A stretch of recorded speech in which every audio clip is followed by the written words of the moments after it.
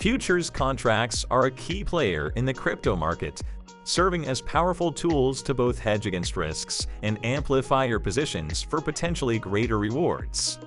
Enter SuperEx Futures, your go-to platform for diving into the world of cryptocurrency derivatives trading. So, how do you get started? Simply sign up on SuperEx, log in, and navigate to the Futures section to unlock the world of SuperEx Futures.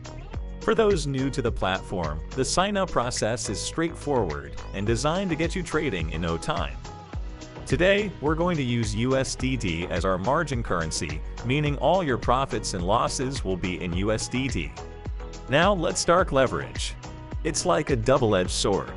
Higher leverage can mean higher gains, but remember, it also increases the risk of liquidation. So adjust your leverage wisely. To fund your futures account, simply select the arrow, choose your currency, enter the amount, and then confirm. Now you're ready to place your order. When placing an order, you've got a few types to choose from: limit, market, stop limit, and stop market orders. For a market order, just enter the quantity you want to trade, and it'll execute at the best available market price.